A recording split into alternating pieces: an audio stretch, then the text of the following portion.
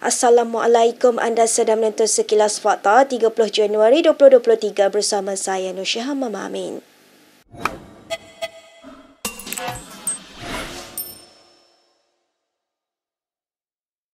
Khairy Jamaluddin tidak akan membuat rayuan terhadap pemecatannya daripada UMNO kerana melihat ia tidak berguna. Dalam satu wawancara bersama Radio BFM, bekas Ketua Pemuda UMNO itu berkata, tiada gunanya merayu keputusan MKT apabila entiti itu yang menghukumnya. Khairy berkata dia turut mengadakan perbincangan bersama Noh Omar dan Syahril Hamdan yang turut dipecat dan digantung dan bersetuju niat kepimpinan adalah untuk membuang mereka. Bagaimanapun, bekas ahli Parlimen Rembau itu menambah dia tidak berdendam dengan Presiden UMNO dan masih menganggapnya sebagai rakan. Mengenai langkah seterusnya atau menyertai parti lain, Khairy berkata beliau memerlukan masa untuk memikirkannya. Katanya beliau menerima banyak tawaran dan jemputan dari pelbagai pihak namun akan meneliti setiap satunya. Khairy turut mengulangi gesaannya untuk dua jawatan teratas dalam parti itu dipertandingkan dalam pemilihan UMNO akan datang. Khairy dipecat pada Jumaat kerana melanggar disiplin parti semasa kempen pilihan PRU15 lalu di mana beliau dilihat banyak mengkritik parti dalam siri kempennya. Baik, dalam perkembangan yang sama, Khairy tidak menolak kemungkinan untuk bertanding pada PRN akan datang. Menurut Khairy, dia kini perlu membuat pelarasan baru dan sedang mempertimbangkan beberapa tawaran. Dalam satu wawancara dengan Radio BFM pagi tadi, Khairy mengakui sukar untuk memulakan langkah baru selepas 23 tahun berkhidmat dengan UMNO. Tambah Khairy lagi, dia menerima tawaran dari pelbagai pihak termasuk parti politik, perniagaan dan ekonomi. Namun bekas Menteri Kesihatan itu menjelaskan masih belum membuat apa-apa keputusan selanjutnya. Menjawab parti politik yang menjadi pilihannya selepas ini, Khairy berkata, kriteria yang dicari haruslah sejajar dengan wawasannya yang bersifat inklusif dan progresif. Khairy juga tidak menolak akan menubuhkan parti sendiri selain cadangan menyertai parti politik sedia ada. Mengulas mengenai prestasi UMNO pada PRN akan datang, Khairy yakin pemecatan dan penggantungan pemimpin akan memberi kesan kepada prestasi parti itu. Perdana Menteri Anwar Ibrahim mempertahankan kelayakan Nurul Izzah sebagai penasihatnya dalam soal ekonomi dan kewangan. Anwar berkata Izzah juga memiliki ijazah dalam dasar awam dari Johns Hopkins School of Advanced International Studies. Pemeriksaan ke atas profilnya mendapati ia merupakan ijazah peringkat sarjana. Anwar menjawab soalan selepas ditanya kelayakan Izzah memegang jawatan itu selepas hanya memiliki ijazah sarjana muda jurusan kejuruteraan.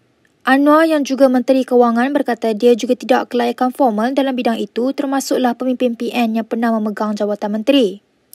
Untuk rekod, Anwar merupakan pelajar jurusan pengajian Melayu ketika menuntut di Universiti Malaya. Dalam pada itu, Anwar yang ditemui selepas pelancaran pusat khidmatnya di Tambun menjelaskan Izzah tidak menerima sebarang allowance daripada jawatan barunya itu. Sebelum ini, Anwar juga mengumumkan tidak akan mengambil gaji daripada jawatannya dalam kerajaan.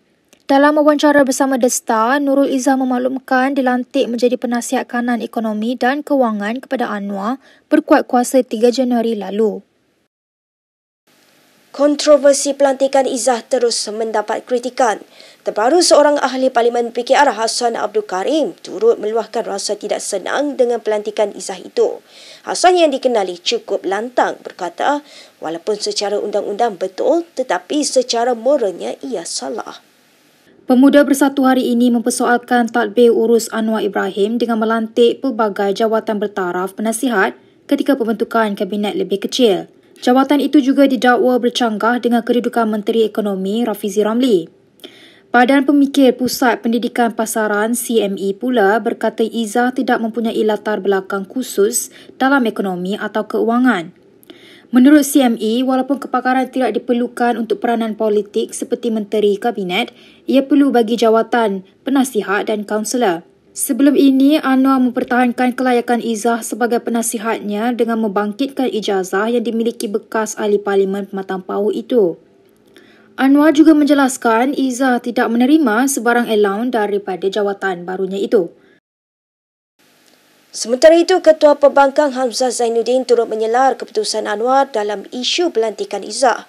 Menyifatkan ia sebagai nepotisme, Hamzah berkata pelantikan itu bercanggah dengan prinsip tabik urus yang baik, integriti dan anti rasuah. Dalam satu kenyataan yang dikeluarkan hari ini, Hamzah menolak penjelasan Anwar bahawa lantikan Izzah itu tidak melibatkan sebarang bayaran kerana ia bukan alasan untuk menghalalkan nepotisme.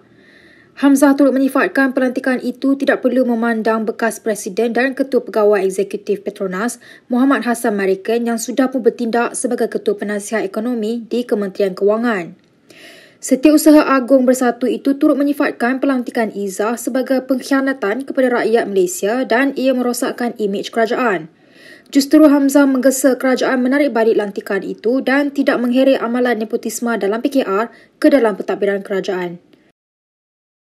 Baik, dalam perkembangan sama, Setiausaha Politik Anwar Azman Abidin menafikan kabar angin bahawa isteri PM Wan Azizah Wan Ismail dilantik memegang jawatan rasmi DJ PM. Ia berikutan laporan bahawa Anwar melantik anak sulungnya Izzah sebagai penasihat dalam ekonomi dan kewangan. Keputusan itu mendapat kecaman ramai termasuk pembangkang yang mendakwa ia merupakan amalan nepotisme.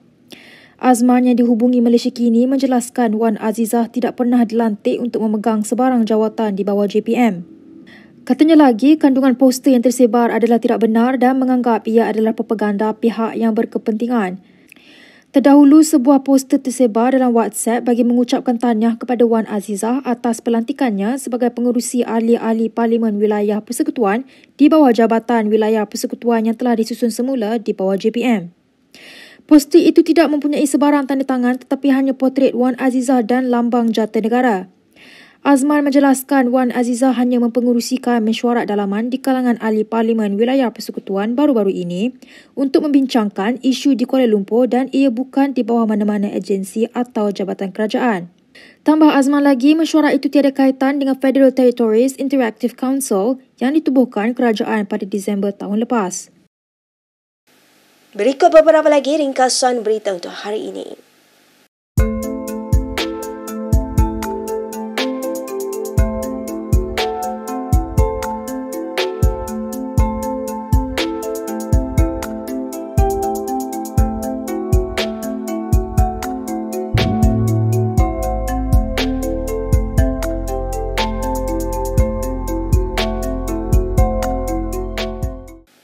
Seterusnya, ikuti kandungan berjenama yang dibawakan khas oleh Bank Islam melalui cabang tanggungjawab korporatnya Amal Bank Islam.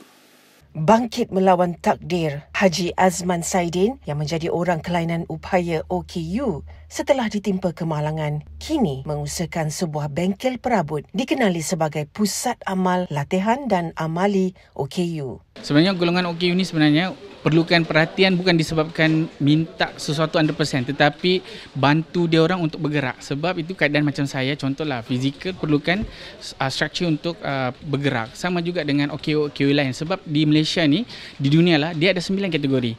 Dan untuk pengetahuan yang lain, kami ada menghimpunkan keseluruhan OKU di sini. Satu-satunya di Malaysia. Bank Islam melalui cabang tanggungjawab sosial korporatnya, Amal Bank Islam atau lebih dikenali sebagai Amal, telah menjalankan kerjasama strategik dengan Yayasan Sabah College of Technology YSCT bagi menyalurkan bantuan yang amat diperlukan Pusat Amal Latihan dan Amali Orang Kelainan Upaya OKU Sabah di Tuaran. Mereka akan dapat mempraktikkan segala skill yang mereka pelajari di college ini, di bengkel ini, untuk mereka mendapatkan peluang pekerjaan pada masa akan datang. YSCT turut menyediakan pasukan sukarelawan yang terdiri daripada 20 pensyarah dan pelajar bagi membaiki kerosakan pendawaian elektrik bangunan di pusat tersebut. Seterusnya, membolehkan bengkel itu kembali beroperasi. Sekian sahaja daripada saya, Nur Syah Mama Amin, untuk Sekilas Fakta. Untuk lebih banyak berita, anda boleh melayari kinitv.com. Anda juga boleh mengikuti kami di Instagram, Twitter, YouTube dan Facebook. Salam hormat dan jumpa lagi.